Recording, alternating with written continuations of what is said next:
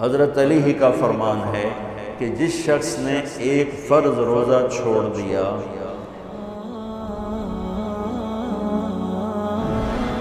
رمضان کیوں کہتے ہیں؟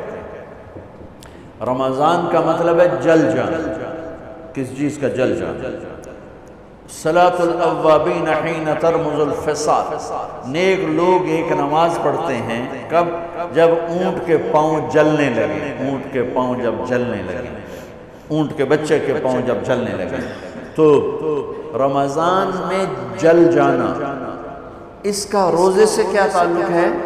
اس کا روزے سے تعلق یہ ہے کہ 360 دن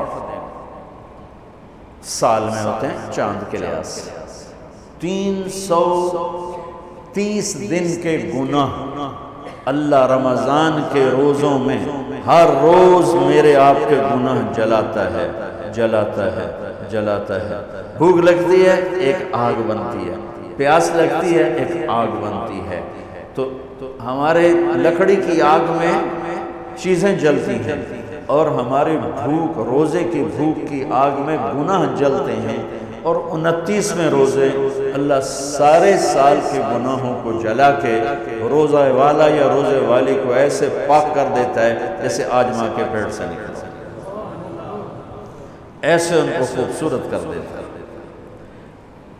حج کا مہینہ آیا، اعمال اسی طرح ہیں جیسے ہوتے ہیں۔ رمضان کا مہینہ آیا تو میرے نبی کا اعلان ہو گیا، ایک فرض 70 فرض کے برابر ہو جاتا ہے، نفل فرض کے برابر۔ فرض اور نفل میں فرق کیا ہے؟ حضرت علی ہی کا فرمان ہے کہ جس شخص نے ایک فرض روزہ چھوڑ دیا، پھر قیامت تک اس کی قضا میں نفل روزے رکھتا رہا، تو ایک روزے کا یہ سارے روزے بدلہ نہیں ہو سکتے۔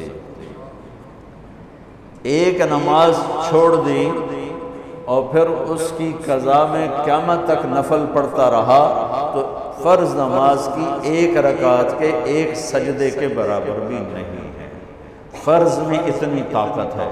تو اللہ کی رحمت کیسے متوجہ ہوتی ہے کہ رمضان کے مہینے میں اللہ فرماتے ہیں میرے محبوب کی امت ہے، ایک فرض کو 70 کے برابر کرو، اور پھر فرماتے ہیں نفل کو فرضوں کے برابر کرو، اور پھر فرماتے ہیں جو رات کو تراویح پڑھے گا، دن میں روزہ رکھے گا، آخری رات اسے ایسے دھو کے پاک کر دوں گا کہ اس کے ذمے گناہ کا ایک ذرہ بھی باقی نہیں بچے گا، سب گناہ اللہ تعالیٰ اس کے معاف فرما دے گا۔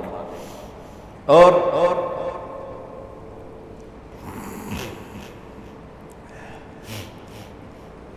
میرے نبی نے فرمایا من صام رمضان ایمانا و احتسابا، دوسری بھی من قام رمضان ایمانا و احتسابا، جس نے روزہ رکھا اللہ کی رضا کے لیے، جس نے تراویح پڑھی اللہ کی رضا کے لیے، اس کے پچھلی زندگی کے سارے گناہ اللہ معاف فرما دیتا ہے۔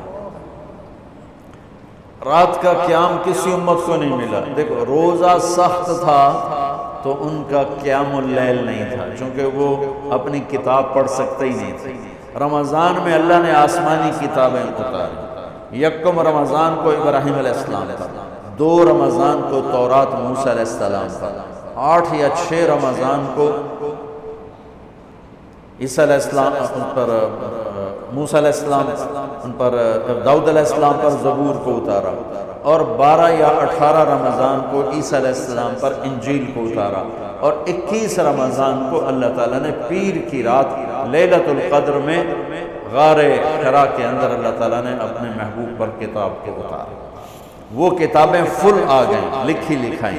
قرآن فل نہیں آیا، قرآن صرف ایک سورت کے 19 الفاظ آئے بس، اور پھر 23 برس میں قرآن اترا۔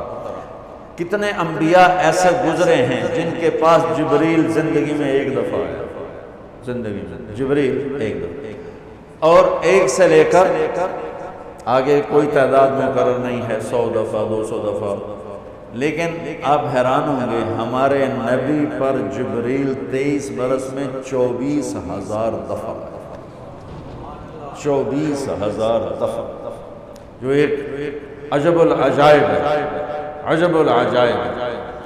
تو میرے بھائیو، رات کی تراویح، دن کا روزہ، تراویح میں کیا ملنے والا ہے؟ میرے نبی کا فرمان ہے ہر سجدے پہ 1500 نیکی، ہر سجدے پہ 1500 نیکی۔ تھوڑی اپنی کاروباری مصروفیت گھٹاؤ، اپنی کاروباری مشقت گھٹاؤ، اپنے ملازموں کی بھی مشقت گھٹاؤ، تاکہ وہ تراویح پڑھ سکیں، روزہ رکھ سکیں، بشاشت سے پڑھ سکیں، اور اللہ کا فضل ہے دھیرے سے ڈھیلا حافظ بھی ہو تو 1.5 گھنٹے میں سارا کچھ نمٹ جاتا ہے۔ اتنی سی ہمت کرو میرے بھائیو کہ افطاری میں تھوڑا کھاؤ۔ اگر تم پہلوانوں کی طرح شروع ہو گیا نا، پھر تو تم سے عشاء بھی نہیں پڑھی جائے گی، تراویح تم نے کیا پڑھنی۔ روزہ جسم کی فالتو چیزوں کو جلاتا ہے، روزہ ایک قوت پیدا کرتا ہے ایمانی شیطان کے خلاف۔ وہ کیسے پیدا کرتا ہے شیطان کے خلاف؟ اللہ تعالیٰ حلال کو بھی حرام کر دیتا ہے۔ جب بیوی کو بھی شہوت سے دیکھنا حرام ہو گیا اور یہ اس پہ قابو پا گیا تو اوروں کی عزت کو یہ حرام نظر سے کیوں دیکھے گی؟ جب یہ حلال کھانا چھوڑ گیا تو یہ جھوٹ کیوں بولے گا، یہ گالی کیوں دے گا، یہ غیبت کیوں کرے گا؟ جب یہ کان میں دوائی ڈالنا چھوڑ گیا کہ روزہ ٹوٹ جاتا ہے تو یہ اوروں کی غیبت کیوں سنے، اوروں کی برائی کیوں سنے؟ جب یہ آنکھ میں دوائی نہیں ڈالتا ہے کہ وہ حلق میں جاتی، وہاں سے وہ پیٹ میں چلی جاتی، روزہ ٹوٹ جاتا ہے، تو یہ ان آنکھوں سے غلط کیوں دیکھے؟ یہ غلط کیوں کسی کی عزت کے اوپر اپنی بددیانت نظر کو ڈالے گا؟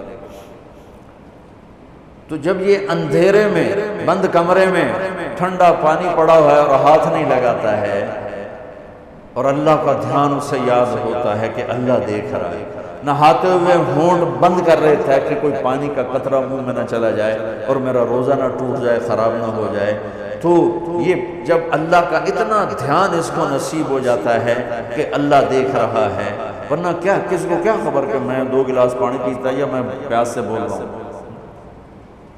تو جب وہ اللہ کو اتنا اپنے دھیان میں لے آتا ہے کہ اللہ دیکھ رہا ہے، میں پانی نہیں پیوں گا، اللہ دیکھ رہا ہے، میں بیوی کو ہاتھ نہیں لگاؤں گا، اللہ دیکھ رہا ہے، میں کسی کی عزت پر بری نظر نہیں ڈالوں گا، اللہ دیکھ رہا ہے، میں کسی کی برائی نہیں سنوں گا، اللہ دیکھ رہا ہے، میں کسی کی برائی نہیں کروں گا، تو پھر جب یہ بازار میں جائے گا تو جھوٹ تو نہیں بولے گا، جب یہ تولے گا تو غلط تو نہیں تولے گا۔ ہاں یہ الگ بات ہے، بہت سے مجھے ملے کہ جب رمضان میں جھوٹ چھوڑ دیتے ہیں، اس کے بعد پھر شروع ہو جائے رمضان میں رشوت نہیں لیتا ہوں، اس کے بعد پھر شروع ہو جاتا ہے۔ تو چلو شکر ہے 1 مہینہ تو مسلمان رہتے ہیں۔ اچھا اس کی وجہ کیا ہے کہ رشوت خور کا تجربہ رمضان میں نہیں، نہیں رمضان میں جھوٹ نہیں بولنا، رمضان میں صحیح تولنا ہے، رمضان میں غلط نہیں تولنا ہے، کیوں؟ شیطان قید ہو جاتا ہے۔ رمضان میں نمازی کیوں بڑھ جاتے ہیں؟ شیطان قید ہو جاتا ہے۔ کسی امت کو یہ نہیں ملا کہ رمضان میں شیطان قید کیے جائیں، اس امت کو ملا رمضان میں شیطان قید ہو جاتے ہیں۔ کسی امت کو یہ نہیں ملا کہ رمضان میں جہنم کے دروازے بند ہو جائیں، اس امت کو ملا ہے رمضان میں جہنم کے دروازے بند ہو جاتے ہیں، جنت کے دروازے کھل جاتے ہیں۔ کسی امت کو یہ نہیں ملا کہ ان کے لیے ہر مخلوق دعا کرے، رمضان کے مہینے میں اس امت کو یہ ملا ہے کہ ان کے روزہ رکھنے والوں کے لیے چونٹیاں بھی دعا کرتی ہیں، پرندے بھی دعا کرتے ہیں، مچھلیاں بھی دعا کرتی ہیں، ہوائیں دعا کرتی ہیں، ہر شے دعا کرتی ہے روزہ رکھنے والے کی۔ اس امت کو ملا۔ کسی امت کو یہ نہیں ملا کہ آخری رات ان کی سب کی بخشش ہو جائے، اس امت کو ملا ہے کہ رمضان کی آخری رات سب کی بخشش ہو جاتی ہے۔ کسی امت کو یہ نہیں ملا کہ جنت کی حوریں انہیں روزوں میں یاد کریں، اس امت کو ملا ہے کہ اللہ تعالیٰ جنت کو کہتا ہے کہ تو تیار ہو جا، میک اپ کر لے، میرے بندے آ رہے ہیں، دلہن بن جا، سج دھج کے مجھے دکھا دے تاکہ میں اپنے بندوں کو پیش کروں تحفے کے طور پر۔ یہ ہے تمہاری بھوک کا بدلہ، یہ ہے تمہاری پیاس کا بدلہ۔